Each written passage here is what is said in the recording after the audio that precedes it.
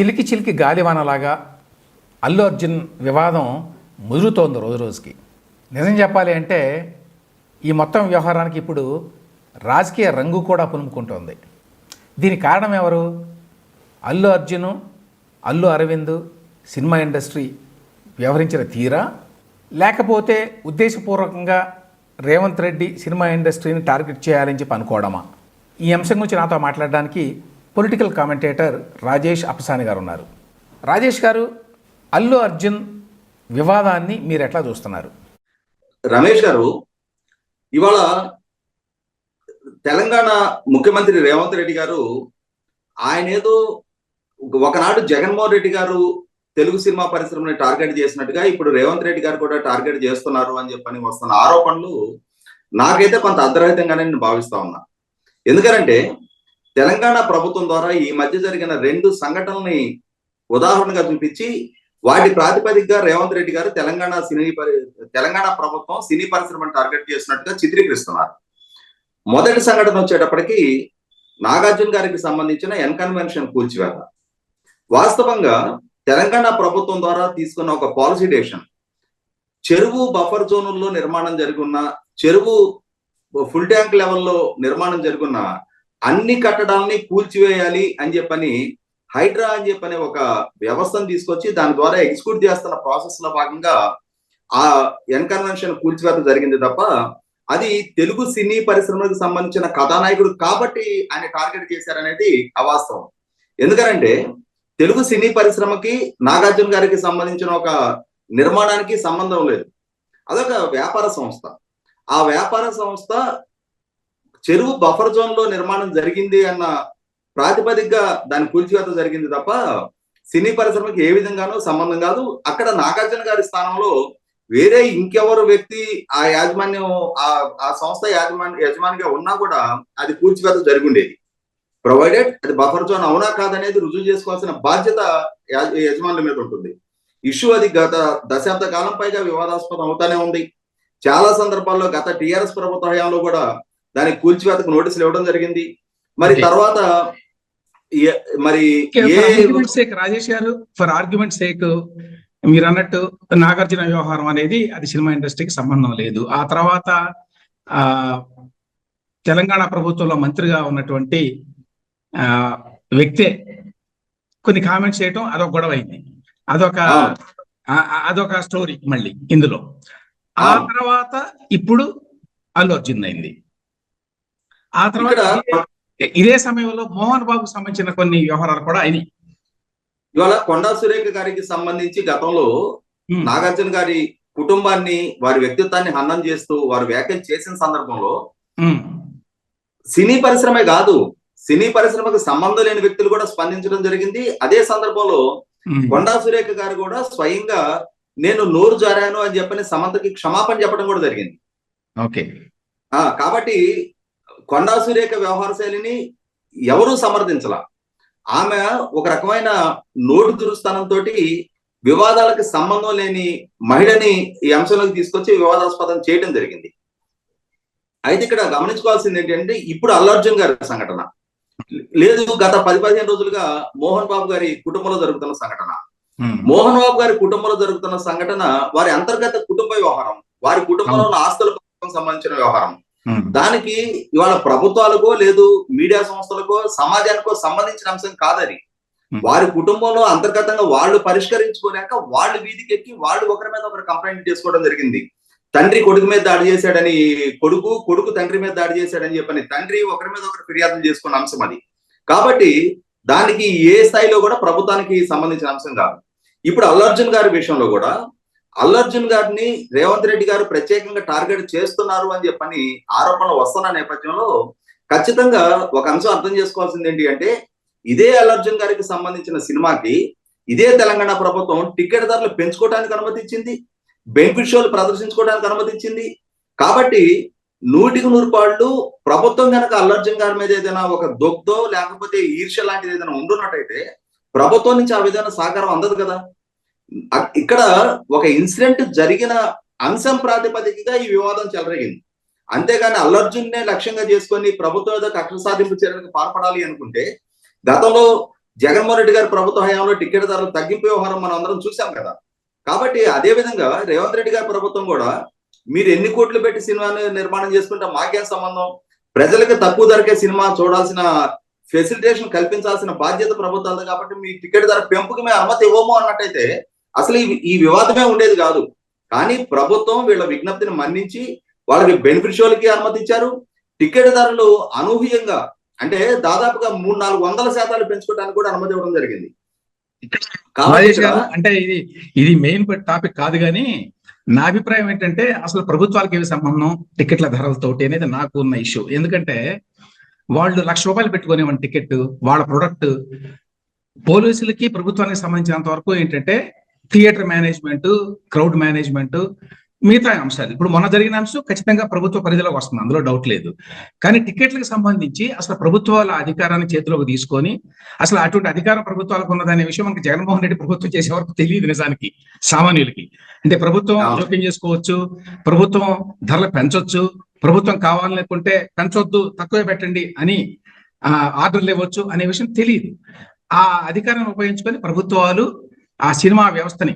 ఇక్కడ ఇంకో పాయింట్ నేను చెప్పదలుచుకున్న కూడా ఏంటంటే తెలుగు సినిమా ఇండస్ట్రీ కానీ లేకపోతే ఇండస్ట్రీలో ఉన్న ఈ హీరోలు అని చెప్పుకుని తిరిగే వాళ్ళు కానీ వాళ్ళ పట్ల నాకు సదాభిప్రాయం లేదు.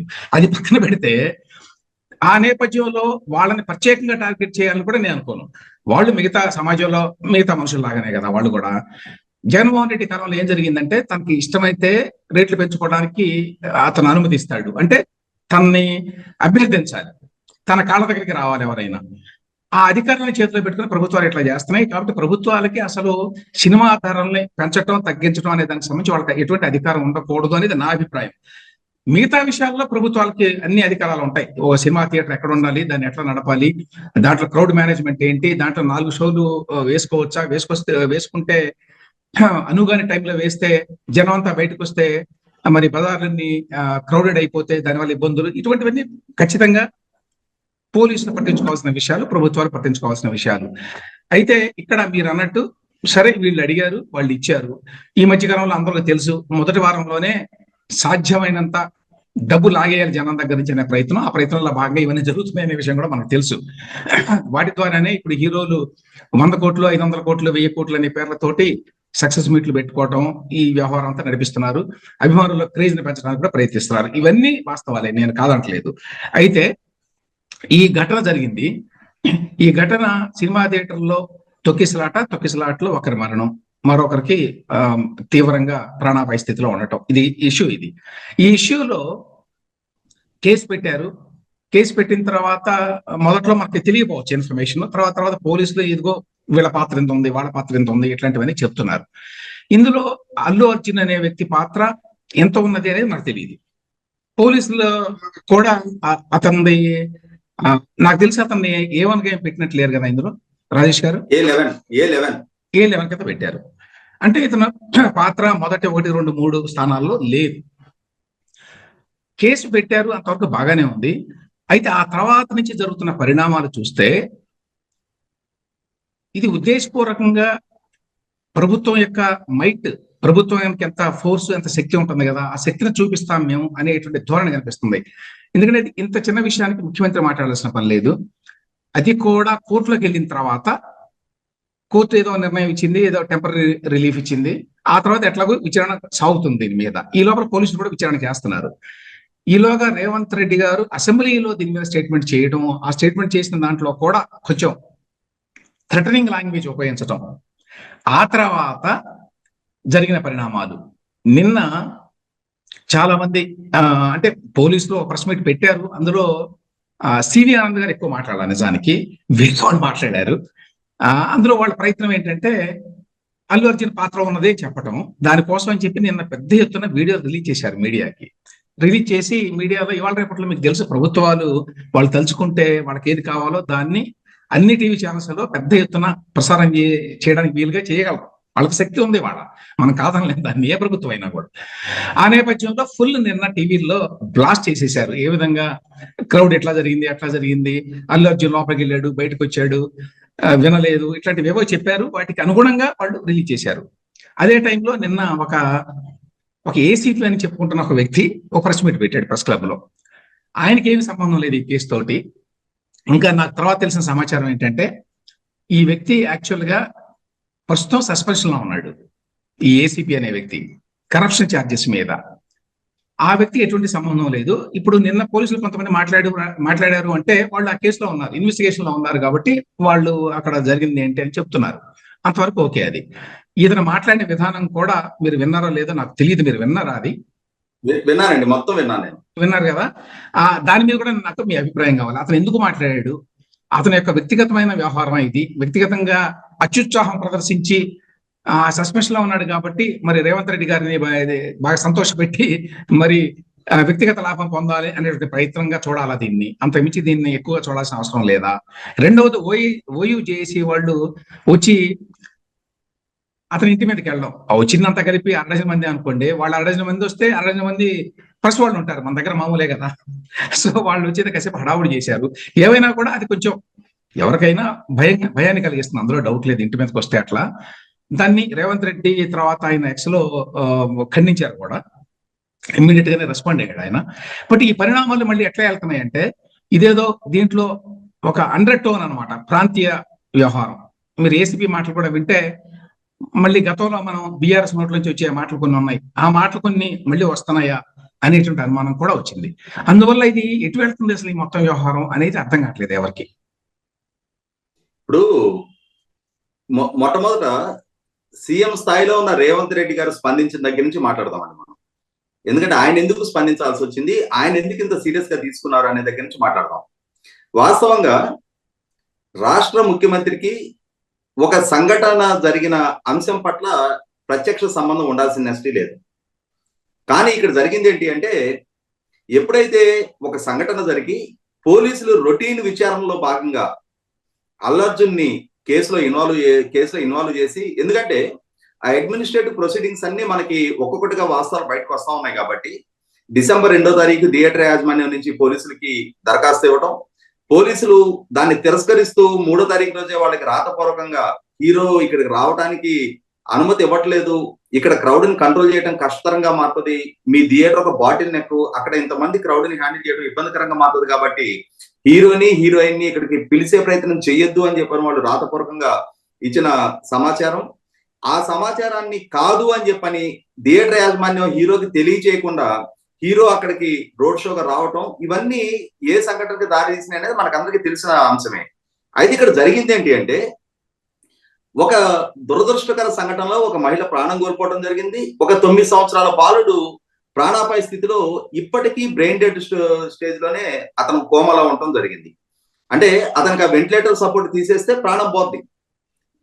లేదు ఏదైనా బ్రెయిన్ డెడ్ అయిన వ్యక్తి మళ్ళీ తిరిగి కోలుకోవడానికి ఆస్కారం ఉంటుందో లేదో మరి ఆ మెడికల్ చరిత్రలో మరి అది ఎప్పుడైనా సాధ్యపడిందో లేదో మనకైతే తెలియదు. కానీ స్టిల్ ఇప్పటికీ ఆ పిల్లవాడు వెంటిలేటర్ సపోర్ట్ తోటే సర్వైవ్ అవుతా ఉన్నాడు. అటువంటి పరిస్థితుల్లో ఒక సీరియస్ ఇన్సిడెంట్ జరిగినప్పుడు దాని మీద విచారణే జరగకూడదు అన్నట్టుగా, ఆ విచారణలో అల్లర్జున్ని అతన్ని అక్యూజ్ గా చేర్చడమే నేరం అన్నట్టుగా, అతన్ని పోలీసులు అరెస్ట్ చేయడమే నేరం అన్నట్టుగా. ఎందుకంటే ఇక్కడ 100% అల్లర్జున్ బాధ్యత రాహిత్యం ఈ సంఘటన దారితీసింది అనేది వాస్తవం. అతను రోడ్ షో లాగా రాకూడదు అక్కడికి. ఎందుకంటే మరి నేనైతే చాలా ప్రీమియర్ షోలకు వెళ్ళాను. నేను కాలేజ్ రోజుల్లో ఉన్నప్పటి నుంచి కూడా నా అభిమాను నటుడు మొట్టమొదటి షోకి వెళ్ళే అలవాటు నాకు ఉండేది. అక్కడ ఈ అంటే కాస్టింగ్ సినిమాకి సంబంధించిన నటీనటులు కూడా హాజరైన సందర్భాలు కూడా ఉండేవి. ఎలా జరిగేది అని అంటే, ప్రేక్షకులు మొత్తాన్ని థియేటర్లోకి పంపించేసిన తర్వాత సమాచారం లేకుండా అప్పుడు ఈ సినిమా అంటే వీళ్ళు నటీనటులు వస్తున్నారు అని చెప్పి తెలియజేస్తే విపరీతంగా క్రౌడ్ గ్యాదర్ అవుతారనే ఉద్దేశంతో ముందస్తు సమాచారం ఇవ్వకుండా అభిమానులు మొత్తాన్ని ఆ మొట్టమొదటి షో చూసే వాళ్ళందరినీ లోపలికి పంపించిన తర్వాత అప్పుడు యూనిట్ వాళ్ళు వచ్చి బాక్స్ లో వాళ్ళు కేటాయించిన సీట్ లో వాళ్ళు కూర్చునే వాళ్ళు, ఇంటర్వెల్లో ప్రేక్షకుల మధ్యలోకి వచ్చేవాళ్ళు. అప్పటికి కానీ అరే వీళ్ళు కూడా మనతోటే ఉన్నారనే అంశం సాధారణ ప్రేక్షకులు రిలీజ్ అయ్యేవాళ్ళు కాదు. తర్వాత మళ్ళీ సినిమా ముగింపు కూడా సాధారణ ప్రేక్షకులు బయట రావడానికి ముందే యూనిట్ వాళ్ళని పంపించేసేవాళ్ళు. అంటే అక్కడ భద్రతాపరమైన చర్యలు, తొక్కిసలాటం లాంటి సంఘటన చోటు చేసుకోకుండా ఇటువంటి జాగ్రత్తలు తీసుకునేవాళ్ళు. ఇప్పుడు కూడా అల్లర్జున్ తన సినిమాని ప్రేక్షకుల సమక్షంలో చూడాలని కోరుకోవడం తప్పు కాదు. కానీ ఆ విధమైన జాగ్రత్తలు తీసుకొని రోడ్ షో లాంటి అతి చర్యలకు పాల్పడకుండా ఉండున్నట్టయితే ఇటువంటి సంఘటనకు ఆస్కారం కలిగి ఉండేది కాదు. పోలీసులు నిరాకరించినా కూడా రావటం ఒక తప్పు. సరే, ఏదేమైనా సరే సంఘటన అంటూ జరిగిన తర్వాత చట్టపరమైన ఇక్కడ సమస్య ఏంటంటే మీరు మీరు కూడా అన్నారు ఇప్పుడు యాక్చువల్ గా అదేంటంటే సంధ్యా థియేటర్ కి మేము రిజెక్ట్ చేసాము అనుమతిని పోలీసులు చెప్పారు. అయితే సంధ్యా థియేటర్ వాళ్ళు ఇంటర్న్ ఆ విషయాన్ని అల్లు అర్జున్ చెప్పారా, చెప్పినా కూడా వచ్చాడా అనే విషయం మనకు తెలియదు. ఇన్ఫాక్ట్ పోలీసులు కూడా అదే మాట చెప్పారు, మాకు కూడా తెలియదు సంధ్యా థియేటర్ కన్వే చేశారా లేదా ఈ విషయం అతనికి అనే విషయం మాకు కూడా తెలియదు అన్నారు. కాబట్టి ఈ విషయం మనం బెనిఫిట్ ఆఫ్ డౌట్ ఇవ్వాల్సిందే, అవునో కాదో మనకు తెలియదు కాబట్టి. అయితే మీరు అన్నట్టు ఒక మాట రమేష్ గారు, నేను అంటుంది ఏంటంటే ఇప్పుడు ఆ కేసు మెరిట్స్ కూడా మనకు అవసరం, ఎందుకంటే జరిగిన సంఘటన జరిగిపోయింది. ఇవాళ కేసు కోర్టులో విచారణ స్టేజ్ లో ఉంది, మనం దాని మీద ప్రత్యేకంగా విచారణ జరపవసరం. నా అభిప్రాయం ఏంటంటే ఈ సంఘటన జరిగిన తర్వాత ప్రభుత్వ పరంగా చర్య తీసుకోవటానికే వీల్లేదు అన్నట్టుగా కేటీఆర్ గారి దగ్గర నుంచి జగన్మోహన్ రెడ్డి గారి దగ్గర నుంచి మొత్తం రేవంత్ రెడ్డి గారిని వారి రాజకీయ ప్రత్యర్థిగా టార్గెట్ చేస్తూ వచ్చారు. అంటే ఒక జరిగిన సంఘటన, ఒక ప్రాణం పోయింది అన్న అంశం ప్రాతిపదికగా కాకుండా మనం చూసాం బీఆర్ఎస్ నాయకత్వం వాళ్ళు స్పందించిన తీరు. ఎప్పుడైతే ఈ రాజకీయ నాయకులు వీళ్ళు ఒక వర్గానికి మద్దతుగా, అంటే ఒక సంఘటన జరిగినప్పుడు ప్రభుత్వం ఒక పక్క, అల్లు అర్జున్ ఒక పక్క, రెండు శ్రేణులుగా మోహరించున్నప్పుడు అల్లు అర్జున్ కి సపోర్ట్ గా జగన్మోహన్ రెడ్డి గారు స్పందించారు, అలాగే కేటీఆర్ గారు స్పందించడం జరిగింది. ఆ స్పందన కూడా చాలా పరుష పదజాలంతో స్పందించేటప్పటికీ అక్కడిక ప్రభుత్వానికి ఇది ప్రెస్టేజ్ ఇష్యూగా మార్చింది వీళ్ళు ఇన్వాల్వ్ అవడంతో. అదే సందర్భంలో పోలీసులకు కూడా ఇంత ఆత్మగౌరవ సమస్యగా ఎక్కడొచ్చింది అని అంటే, అల్లు అర్జున్ ని రిప్రజెంట్ చేస్తున్న లాయర్ నిరంజన్ రెడ్డి గారు హైకోర్టులో క్వాష్ పిటిషన్ వాదన సందర్భంగా జడ్జి గారి ముందు పోలీసులని ఒక కామెడీ పీసులుగా చిత్రీకరించాడు ఆయన. పోలీసులు కూడా బందోబస్తును వదిలేసి బాల్కనీలోకి వెళ్ళి హీరో గారితో పాటు సెల్ఫీలు తీసుకుంటూ ఆనందపడుతున్నారు అని చెప్పని ఆయన ఒక ఎకిల్ నవ్వులు నవ్వాడు పోలీసుల గురించి. అది చాలా ఆక్షేపణీయమైన వ్యవహారం. ఎందుకనంటే అల్లు అర్జున్ మొన్నటి ప్రెస్ మీట్ లో ఏం చెప్పాడు, అసలు థియేటర్ సిబ్బంది నా దగ్గరకు వచ్చారు తప్ప పోలీసులు అంటూ నా దగ్గరికి ఎవరు రాలేదు అని చెప్పని అల్లు అర్జున్ మన ప్రెస్ మీట్ లో చెప్తా ఉన్నప్పుడు, మరి పోలీసులు వెళ్ళి అల్లు అర్జున్ తో సెల్ఫీలు దిగాడు అని చెప్పని హైకోర్టుకి నిరంజన్ రెడ్డి గారు ఎలా చెప్తాడు? పోలీసుల ఆత్మగౌరవాన్ని ప్రశ్నించడం కదా. వాళ్ళు అంత కష్టపడి క్రౌడ్ కంట్రోల్ చేసే ప్రయత్నం చేసి అక్కడ తొక్కిసలాటలో బాధితులుగా మారిన తల్లి కొడుకుల్ని కాపాడే ప్రయత్నం పోలీసుల వైపు నుంచి చేసి వాళ్ళని హాస్పిటల్కి షిఫ్ట్ చేసి వాళ్ళ డ్యూటీలో వాళ్ళు నిమగ్నమై ఉన్న వాళ్ళని సెల్ఫీల కోసం ఎగబడ్డారు అని చెప్పని చిత్రీకరించడం ద్వారా వాళ్ళ పోలీసులలో కూడా రెచ్చగొట్టింది అల్లు అర్జున్ లాయర్. దానికి తోడు కేటీఆర్, జగన్మోహన్ రెడ్డి. దీనికి తోడు ఇది ఇంకా ఎంత ఎక్స్టెంట్కి వెళ్ళింది అని అంటే సాక్షాత్తు చంద్రబాబు నాయుడు గారు కూడా కాదు, రాజకీయ కోణం ఉందని చెప్పి మీ అభిప్రాయం. అంటే ఇప్పుడు నిరంజన్ రెడ్డి గారు జగన్మోహన్ రెడ్డి గారు లాయరు, అందరికి తెలుసు. లాయర్ ఏంటి, ఆయన వైఎస్ఆర్సీపీ రాజ్యసభ ఎంపీ. ఇదే అల్లు అర్జున్ కూడా గతంలో అసెంబ్లీ ఎన్నికల సందర్భంగా నంద్యాల శిల్ప రవి దగ్గరికి తన మిత్రుడు అని చెప్పని ప్రచారం కోసం వెళ్ళిన తీరు కూడా చూసాం మనం. అంటే ఇక్కడ గమనించుకోవాల్సిన అంశం ఏంటంటే, జరిగిన సంఘటనకి రాజకీయ రంగు పులిమారు వీళ్ళు. ప్రభుత్వం ఈ జరిగిన సంఘటన వరకు విచారణ కన్ఫైన్ అయి ఉన్నట్టయితే ఇంత చిలికి గాలవాన్గా మారే పరిస్థితి ఉండేది కాదు. మీ ఉద్దేశం ప్రకారం దీనికి రాజకీయ రంగు పులిమింది అల్లు అర్జున్, కేటీఆర్, జగన్మోహన్ రెడ్డి ఇట్లాంటి వాళ్ళు మాట్లాడడం ద్వారా జరిగిందనే మీ ఉద్దేశం? ఇది రేవంత్ రెడ్డి ఉద్దేశం కాదు దీన్ని రాజకీయం చేయాలని, లేకపోతే సినీ ఇండస్ట్రీ మీద అడిచేయాలని, ఇది ప్రొవొకేషన్ వైపు నుంచి వచ్చిందనే? ఇంకొక అంశం కూడా ఉంది ఇక్కడ, attitude of Allu Arjun. Allu Arjun attitude కూడా, బాడీ లాంగ్వేజ్ మనం చూస్తా ఉన్నాం. అతను సంఘటన జరిగిన తర్వాత యథాలాపంగా ఇంటికి వెళ్ళిపోవటం, అతనికి నాకు తెలియలేదు ఆ జరిగిన సంఘటన గురించి మరుసటి రోజు తెలిసిందని చెప్పటం అబద్ధం. ఎందుకనంటే అంత సంఘటన జరిగి మనం ఈ వీడియో సాక్ష్యాలు కనిపిస్తున్నాయి కదా, పోలీసుల సమక్షంలో థియేటర్ నుంచి బయటికి తీసుకొస్తా ఉన్నారు. అతనికి తెలిసి అతని ఇంటికి వెళ్ళిపోయి చాలా రిలాక్స్డ్ గా ఇంటి దగ్గర ఫ్రెండ్స్ తోటి ఎంజాయ్ చేస్తూ మరుసటి రోజు అతను అరెస్ట్ చేసేటప్పటికి ముందు రోజు ఢిల్లీలో సక్సెస్ మీట్ అటెండ్ అయ్యి ఢిల్లీ నుంచి వచ్చాడు. అతను సక్సెస్ మీట్ లో పాల్గొట్టలేదు, నేను విజయాన్ని ఆస్వాదించట్లేదని చెప్తా ఉన్నాడు మొన్న. అది కూడా తప్పు.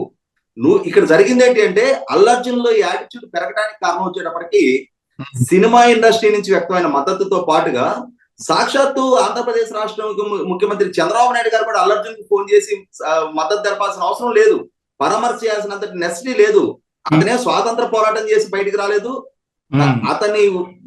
అతని సమక్షంలో అంటే అతను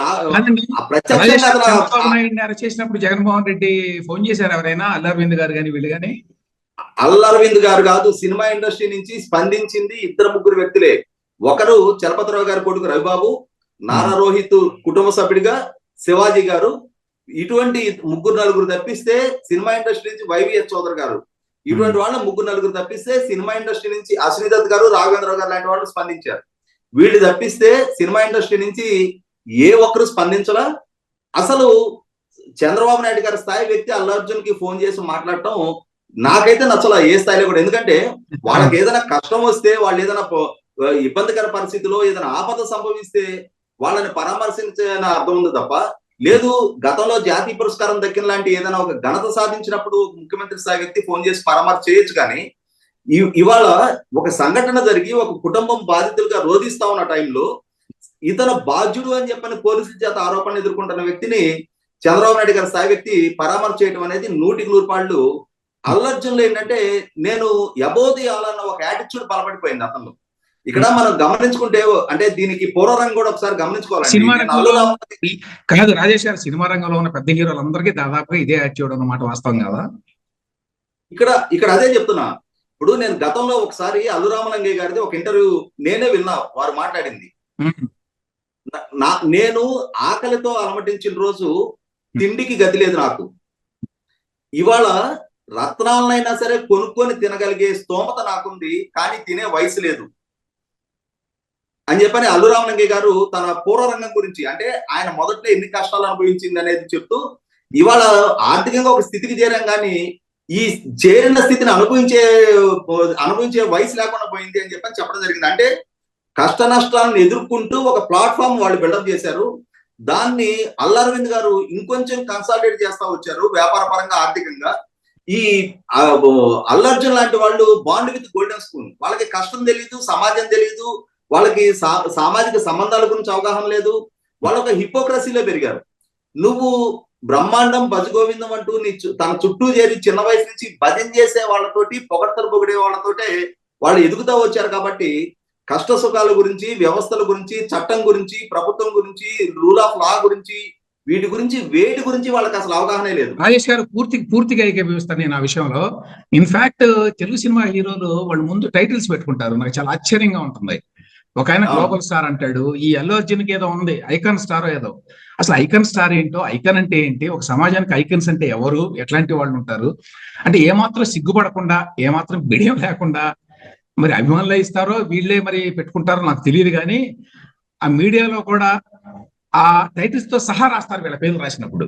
అది కూడా నాకు చాలా అభ్యంతరకరంగా, చాలా ఎన్నాయింగ్ గా ఉంటుంది యాక్చువల్ గా. ఆ రకమైన వాతావరణంలో పెరిగారు కాబట్టి వాళ్ళకి రియాలిటీ తెలియకపోవడం ఆశ్చర్యం లేదు. అందువల్ల నేను 100% ఏకీభవిస్తా ఆ వ్యూ తోటి, మీరు చెప్పిన మాటలతోటి.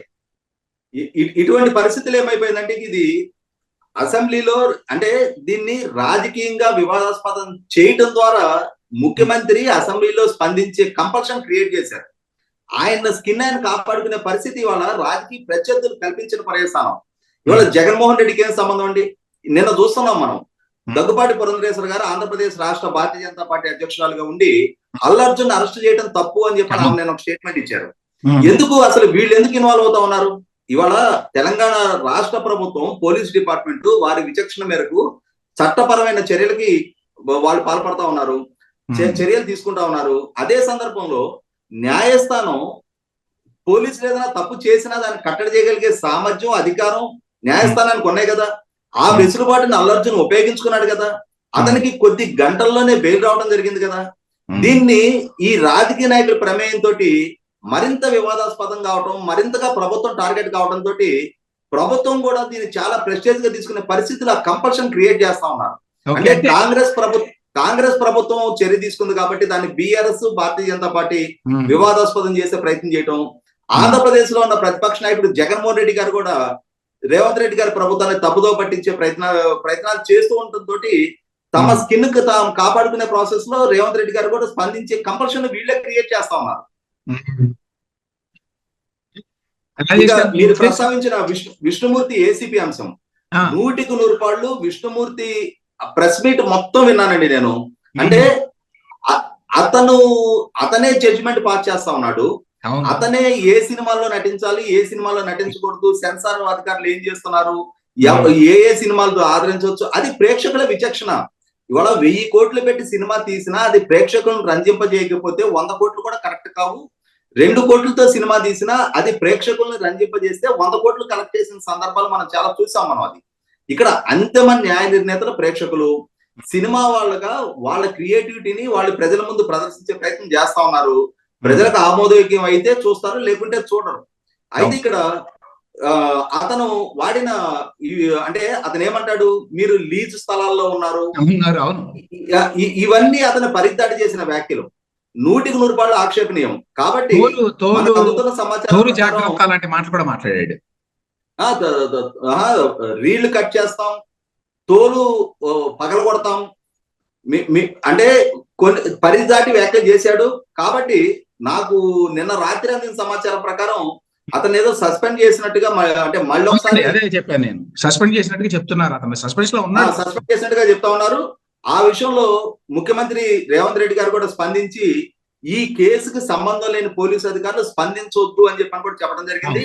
అలాగే ఇక్కడ ఉస్మానియా యూనివర్సిటీ విద్యార్థి జేఏసీ నాయకులు అల్లరవింద్ గారి ఇంటి దగ్గరకు వచ్చి నిరసన తెలియజేసే సందర్భంలో అక్కడ చోటు చేసుకున్న సంఘటనలు కూడా దురదృష్టకర సంఘటనలు. అంటే ఆ ఇంటి మీద వాళ్ళ కాంపౌండ్ లోపలికి వెళ్ళి అక్కడ పూల కుండీలు పగలగొట్టి, ఆ పూల కుండీలు పగలగొట్టడం ద్వారా వాళ్ళ నిరసనని తెలియజేయగలిగారు. కానీ ఈ ఒక అభద్రతా భావాన్ని అయితే క్రియేట్ చేస్తా ఉన్నారు. 100% తెలంగాణ సమాజంలో హైదరాబాద్ లాంటి నగర నడిబొడ్డున అంటే ఎవరికి భద్రత లేదు అన్న సందేశం, అది తెలంగాణ బ్రాండ్ ఇమేజ్ ని దెబ్బతీసే అంశం, హైదరాబాద్ బ్రాండ్ ఇమేజ్ కి నష్టం చేకూర్చే అంశం. ఇక్కడ ఒక అంశాన్ని గుర్తు చేసుకోవాలి. చంద్రబాబు నాయుడు గారు అరెస్ట్ జరిగిన తర్వాత బొటానికల్ గార్డెన్ లో ఒక ఆదివారం రోజు అక్కడ ఉండే సీనియర్ సిటిజన్స్ వాళ్ళు, వాకర్స్ అసోసియేషన్ వాళ్ళు ఒక చిన్న ప్రొటెస్ట్ తెలియజేయాలి అనుకున్నారు. అనుకున్న సందర్భంగా నన్ను అలసిమల్లి శ్రీనివాసరావు గారిని కూడా అక్కడికి ఆహ్వానించడం జరిగింది. మొత్తం కలిపితే ఒక 25-30 మంది, అందరు సీనియర్ సిటిజన్సే, 65 నుంచి 80 సంవత్సరాల వయసు వాళ్ళు, వెల్ ఎడ్యుకేటెడ్, వాళ్ళందరూ మంచి మంచి కెరీర్ లో రిటైర్ అయిన వెల్ మేనర్డ్ పీపుల్, చట్టం అంటే చాలా గౌరవ భావాలు ఉన్న వ్యక్తులు. వాళ్ళల్లో అసాంఘిక శక్తులు ఒక్కరు కూడా లేరు. వారికి సంఘీభావంగా మేము ఒక ఇద్దరు వెళ్ళాం. మమ్మల్ని కట్టడి చేయడానికి 100 మంది పోలీసులు వచ్చారు. నేను అడిగాను పోలీసుల్ని, ఇక్కడ ఉన్నందరూ పెద్దాళ్లే కదా, ఎందుకు ఇంత అత్యుత్సాహ ప్రదర్శన చేస్తున్నారు అని అంటే వాళ్ళు చెప్పింది ఏంటి అంటే, ఇది ఐటీ కోర్ ఏరియాలో ఉంది, ఇక్కడ ఎటువంటి ధర్నాలకి ఎటువంటి అశాంతి సంఘటనలకు ఆస్కారం కలిగించిన పక్షంలో అది రేపు రోజున బ్రాండ్ హైదరాబాద్ కి దెబ్బతినే ఆస్కారం ఉంది, మీరు ఇంకొక ప్రాంతంలో చేసుకోండి, ఈ కోర్ ఏరియాలో కాకుండా మీరు నగరంలోనే ఇంకో ప్రాంతంలో చేసుకోండి, మాకు ఎటువంటి ఆక్షేపం లేదని చెప్పడం జరిగింది. అంటే ప్రభుత్వాలు అంతగా హైదరాబాద్ బ్రాండ్ ని కాపాడడానికి ప్రయత్నం చేస్తున్నప్పుడు ఇటువంటి సంఘటనలకి ఇక్కడ స్థానికుల ద్వారా, అంటే అది వాళ్ళుగా వచ్చారా, ఎవరైనా ప్రేరేపిస్తే వచ్చారా, లేదు ఇంకెవరైనా మెప్పు పొందడానికి వచ్చి ఇటువంటి ప్రయత్నం చేశారనేది పక్కకు పెడితే, ఖచ్చితంగా ఇటువంటి సంఘటన వల్ల ఒక అభద్రతా భావాన్ని సృష్టించడం ద్వారా 100% అక్కడ స్థిర నివాసం ఏర్పరచుకొని దశాబ్దాల తరబడి ఇక్కడే పుట్టి పెరిగి, ఇప్పుడు అల్లు అర్జున్ అంటే వాళ్ళు బహుశా చెన్నైలో పుట్టి పెరిగిన వాళ్ళ చైల్డ్హుడ్ నుంచి వాళ్ళ కుటుంబాలని ఇక్కడే సెటిల్ అయినాయి, వాళ్ళ పిల్లలు అందరు ఇక్కడే పెరుగుతా ఉన్నారు, వాళ్ళు హైదరాబాద్ నేటివ్ గానే పరిగణించాలి. ఇటువంటి పరిస్థితుల్లో మేము ఇక్కడ స్థానికులం కాదా అన్న భావన వాళ్ళ మనసులో గిల్టీనెస్ ఏర్పడటం అనేది 100% అది హైదరాబాదు బ్రాండ్కే కాదు, తెలంగాణ సమాజానికి ఉన్న ఎవరినైనా సరే తమలో కలుపుకుంటారు అన్న ఒక అంటే మంచి సందేశం తెలంగాణ సమాజం నుంచి ఉంది. వాస్తవంగా మనందరం ఈ ప్రాంతంలో మనం ఎప్పుడు ఇక్కడ నాన్ లోకల్ అన్న ఫీలింగ్ మనం ఎదుర్కోవాలి. ఇటువంటి పరిస్థితుల్లో ఖచ్చితంగా అది హైదరాబాద్ బ్రాండ్ ఇమేజ్ ని కూడా దెబ్బతీసే వ్యవహారమే. మరి ప్రభుత్వ పరంగా రేవంత్ రెడ్డి గారు ఇటువంటి సంఘటనలు జరగడానికి ఆస్కారమే లేదు, ఇటువంటి సంఘటనలు ఆదిలోనే తుంచేసేయండి అని చెప్పిన డీజీపీ గారు కూడా కమిషనర్ గారికి స్పష్టమైన ఆదేశాలు ఇచ్చినట్టుగా మనం వార్తలు చూస్తా ఉన్నాం. 100% భవిష్యత్తులో అయినా సరే ఇటువంటి సంఘటనలు జరగకుండా చూసుకుంటారని ఆశిద్దాం. ఇక్కడ చిన్న ఐరనీ ఏంటంటే, ఒకప్పుడు ఇది దాంట్లో ఒక ప్రాంతీయవాదం అన్నట్టు తీసుకొచ్చి మాట్లాడేది బీఆర్ఎస్, అది ఇప్పటికీ చేస్తారు వాళ్ళు. కానీ ఇప్పుడు చాలా గమ్మత్తుగా మీరు అన్నట్టు కేటీఆర్ ఏమో మరి అల్లు అర్జున్ కి సమర్థనగా మాట్లాడడం, ఆ, సరే జగన్మోహన్ రెడ్డి మాట్లాడాడంటే అది వేరే అనుకోండి, అది వేరే పాలిటిక్స్. అంటే బీఆర్ఎస్ ఏమో ఇక్కడ వీళ్ళకి సమర్థనగా ఉన్నట్టు, మద్దతుగా ఉన్నట్టు, రేవంత్ రెడ్డి ఏమో వ్యతిరేకంగా ఉన్నట్టు ఒక గమ్మత్తైనటువంటి ఆ, ఒక పరిస్థితి ఏర్పడింది. ఇప్పుడు చూసే వాళ్ళకి చాలా కన్ఫ్యూజింగ్ గా ఉంది ఇది. ఆ, అంటే ఇందులో పాలిటిక్స్ ఎక్కువ ఉన్నాయి ప్రాంతీయ తత్వం కంటే అనేది మీ ఉద్దేశమా? ఇప్పుడు వాస్తవంగా నేను ఇందాక మొదట్లోనే చెప్పినట్టుగా రేవంత్ రెడ్డి గారి నాయకత్వంలో ఉన్న ప్రభుత్వం తీసుకున్న నిర్ణయం కాబట్టి రేవంత్ రెడ్డి గారి రాజకీయ ప్రత్యర్థులకి అల్లర్జున్ చుట్టమైపోయాడు. లేకుంటే ఇదే కేసీఆర్ గారి ప్రభుత్వ హయాంలో కనుక ఈ సంఘటన జరుగునట్టయితే అల్లర్జున్ కు మద్దతుగా కాంగ్రెస్ పార్టీ నాయకులు నిలబడి ఉండేవాళ్ళు. అంటే తమ తమ రాజకీయ వైరుధ్యాలకి ఈ అంశాలను వాడుకుంటున్నారనేది వాస్తవం. అంతే తప్పితే అల్లర్జున్ మీద ప్రత్యేక ప్రేమ లేదు. కేవలం రేవంత్ రెడ్డి గారి పట్ల ఉన్న రాజకీయ వైరుధ్యమే ఈ అల్లర్జున్ పక్షం తీసుకోవడానికి ప్రేరేపిస్తుంది అనేది వాస్తవం. కరెక్ట్. అయితే ఇక్కడ ఒక కీలకమైన పాయింట్ ఏమిటంటేనండి, ఈ మొత్తం వ్యవహారంలో ప్రభుత్వంలో ఇంతమంది పెద్దలు దీని గురించి మాట్లాడాల్సిన అవసరం ఉందా? ఈ మధ్యకాలంలో గత 2-3 రోజులుగా చూస్తే మీరు ఎవరెవరంటే కోమటిరెడ్డి వెంకటరెడ్డి దగ్గర నుంచి చాలా మంది మాట్లాడుతున్నారు దీని గురించి, చాలా కఠినమైన కటువైన పదజాలంతో. అంత అవసరం ఉందా ఇందులో? ఇది ఒక ఘటన. ఇప్పుడు చాలా మంది ప్రశ్న ఏమిటంటే, ఇదేమిటి రాష్ట్రంలో ఎప్పుడు ఇటువంటి ఘటనలు ఎవరు చనిపోలేదా? అంటే సినిమా ఘటనే కాకపోవచ్చు, వేరే వేరే సందర్భాల్లో దానికి బాధ్యత ప్రభుత్వానికి చాలా సార్లు ఉంటుంది. నిజం చెప్పాలంటే ఎక్కువ సార్లు ప్రజల ప్రాణాలు కోల్పోవడానికి ప్రభుత్వాలే బాధ్యత, వాళ్ళ బాధ్యత, వాళ్ళ పాత్రే ఉంటుంది ఎక్కువ. అంత మాత్రం చేత దాని అంత తీవ్రంగా ఎవరు మాట్లాడలేదు. దానికి ప్రభుత్వంలో హెడ్ గా ఉన్న వ్యక్తి, నాయకత్వం వహిస్తున్న వ్యక్తిని బాధ్యుని చేయాలి, ఆయన అరెస్ట్ చేయాలి అని ఎవరు మాట్లాడలేదు. ఈ విషయంలో చాలా ఎక్కువగా అవసరమైన దానికంటే డిస్ప్రపోర్షనేట్ గా రెస్పాన్స్ ఉంది. ఇది ఉద్దేశపూర్వకంగా చేస్తున్నారు. ఇంత రెస్పాన్స్ ఎందుకు ఉందంటే ఇది ఉద్దేశపూర్వకంగా చేస్తున్న పని. కారణాలు ఏమిటో తెలియదు. నిజంగానే వాళ్ళకి వచ్చే బెనిఫిట్ ఏమి లేదు ఇందులో. నాకు కూడా అర్థం కావట్లేదు ఏ రకమైన బెనిఫిట్ వస్తుంది తెలుగు సినిమా ఇండస్ట్రీని టార్గెట్ చేస్తే రేవంత్ రెడ్డికి. ఎందుకంటే రేవంత్ రెడ్డికి ప్రత్యేకంగా వాళ్ళ మీద ఇంత గతంలో ప్రేమ లేదు, వ్యతిరేకత ఉన్నట్టుగా మనకైతే తెలియదు. ఆ నేపథ్యంలో ఆయనకి అవసరం లేదు, ఎందుకు చేస్తున్నాడు అనేది తెలియదు. కానీ వాళ్ళ రెస్పాన్స్ మాత్రం అవసరమైన దానికంటే ఎక్కువగా ఉంది అనేది ఒక ఫీలింగ్ ఉంది. మీరేమంటారు దాని మీద? ఇక్కడ ఒక అంది వచ్చిన అద్భుతమైన అవకాశాన్ని అల్లరవింద్ కుటుంబం చేజార్చుకుందండి. సినిమా పరిశ్రమ కూడా చేజార్చుకుంది. ఇవాళ ఒక సంఘటన జరిగింది, ఒక కుటుంబం బాధితులుగా మిగిలి ఉన్నారు. సినిమా పరిశ్రమ ఆ కుటుంబం రెస్క్యూకి వెళ్ళి వాళ్ళకి అండదండలు అందిస్తూ, అంటే ఇవాళ ప్రభుత్వ పరంగా వీళ్ళు ఏం రెస్పాన్స్ ఇవ్వట్లేదు, వీళ్ళు స్పందించడం లేదు, ఆ కుటుంబానికి అండగా నిలవడం లేదు అని చెప్పి నిందని సినీ పరిశ్రమ మోయాల్సి వస్తుంది. వాస్తవంగా వీళ్ళు అక్కడ వెనువెంటనే స్పందించి సినీ పరిశ్రమ నుంచి ఆ కుటుంబానికి రెస్క్యూకి వెళ్ళి ఉండాల్సింది. మీరు గమనించారు, మనందరం గమనించాం, గతంలో కందుకూరులో తొక్కిసలాట జరిగింది చంద్రబాబు నాయుడు గారి సభ సందర్భంగా. ఆ తొక్కిసలాటలో చనిపోయిన కుటుంబాలకి తెలుగుదేశం పార్టీయే వాళ్ళకి సహాయ సహకారాలు అందివ్వడం జరిగింది. ప్రభుత్వ పరంగానో లేదు మిగిలిన రాజకీయ పక్షాలు అక్కడికి వెళ్ళి పొలిటికల్ గా మైలేజ్ తీసుకునే ఆస్కారం తెలుగుదేశం పార్టీ కలిపేవాళ్ళ. అంటే తమ సభలో జరిగిన తొక్కిసలాటకి తామే బాధ్యత తీసుకోవడం జరిగింది. అలాగే ఇవాళ అల్లర్జున్ సినిమా రిలీజ్ సందర్భంగా జరిగిన ఒక తొక్కిసలాటలో ఒక కుటుంబం బాధితులుగా మారితే ఇది ఈ రోజే మొట్టమొదటి జరగల. గతంలో కూడా చిరంజీవి గారి సినిమా రిలీజ్ సందర్భంగా, అలాగే రామ్ చరణ్ మగధీర సినిమా రిలీజ్ సందర్భంగా కూడా రాజమండ్రి లాంటి ప్రాంతంలో తొక్కిసలాటలో అభిమానులు ప్రాణాలు కోల్పోవడం జరిగింది. వెనువెంటనే స్పందించిన చిరంజీవి గారి కుటుంబం తమ ప్రతినిధి బృందాన్ని అక్కడికి పంపించడం, వాళ్ళ కుటుంబానికి సహాయ సహకారాలు అందివ్వడం, ఇవన్నీ కూడా చూసాం మనం. అటువంటి అవకాశం దగ్గరకు వచ్చినప్పుడు కేసు రిజిస్టర్ అయి ఉన్న దృష్ట్యా అల్లర్జున్ వెళ్ళలేకపోవచ్చు. 15 రోజుల తర్వాత వెళ్ళిన అల్లరవింద్ గారు కొంచెం ముందుగానే స్పందించి ఉండాల్సింది. ఆయన స్వయంగా వెళ్ళి ఆ కుటుంబానికి అండగా నిలబడి ఉన్నట్టయితే మొన్న కోమటిరెడ్డి వెంకటరెడ్డి గారు వెళ్ళి 25 లక్షల రూపాయలు చెక్ ఇచ్చే పరిస్థితికి ఆస్కారం ఉండదు. ఎప్పుడైతే వీళ్ళు వెళ్లాల్సిన వాళ్ళు వెళ్ళకపోయేటప్పటికి ఆ రెస్క్యూ బాధ్యత కూడా ప్రభుత్వ పరంగానే తీసుకోవడం, ఆ నాయకులు కోమటిరెడ్డి వెంకటరెడ్డి గారు వాళ్ళకి సంబంధించిన ఒక ట్రస్ట్ ద్వారా 25 లక్షల రూపాయలు చెక్ ఇచ్చారు. డెఫినెట్ గా 2.5 రూపాయలు ఇస్తేనే పొలిటికల్ మైలేజ్ అటెన్షన్ సీక్ చేసే ఆస్కారం ఉన్న రోజుల్లో 25 లక్షల రూపాయలు చెక్ వాళ్ళకి ఇచ్చి వాళ్ళకి అండగా నిలబడ్డప్పుడు ఖచ్చితంగా దాని మీద ప్రత్యర్థుల మీద మడ్స్లెడ్జింగ్ ఉంటది, తమకి క్రెడిబిలిటీ ఆపాదించుకునే ప్రయత్నం కూడా జరుగుతుంది. రాజకీయాల్లో చాలా సర్వసాధారణంగా జరిగే ప్రక్రియ అది. అటువంటి దానికి ఆస్కారం కలిగించింది మాత్రం చిత్ర పరిశ్రమ. నిన్న జగవత్ బాబు గారు కూడా ఆ కుటుంబాన్ని పరామర్శించి వచ్చిన వార్త మనం చూసాం. వాస్తవంగా ఇదే చొరవ ఇంకొంచెం ముందుగానే సినిమా పరిశ్రమ వైపు నుంచి ప్రదర్శించున్నట్టయితే అల్లర్జున్ దగ్గరికి వచ్చి సంఘీభావం తెలపడానికి చూపిన చొరవ ఒక రకంగా ఏంటంటే సినిమా ఇండస్ట్రీలో ఉన్న హిపోక్రసీని బయటపెట్టింది. అంటే తప్పు జరిగినా సరే వాళ్ళందరూ ఒకటే, వాళ్ళ తప్పుని ప్రశ్నించితే, వాళ్ళ తప్పుని ఎత్తి చూపితే వాళ్ళు తప్పు చేసిన వాళ్ళకి సంఘీభావం తెలుపుతారు తప్ప వాళ్ళ వల్ల బాధితులుగా మారిన వాళ్ళకి అండగా నిలబడరు అన్న ఒక దురభిప్రాయాన్ని ఈ సమాజానికి పంపించింది. వాస్తవంగా మనకందరికి తెలిసిన నేపథ్యం తెలుసు కదా. ఎప్పుడు ఏ రాష్ట్రానికి ప్రకృతి వైపరీత్యాలు సంభవించినా పారిశ్రామికవేత్తల కన్నా, పెద్ద పెద్ద రాజకీయ నాయకుల కన్నా, బడా బిలియనీర్ల కన్నా కూడా ముందుగా స్పందించేది సినిమా పరిశ్రమే.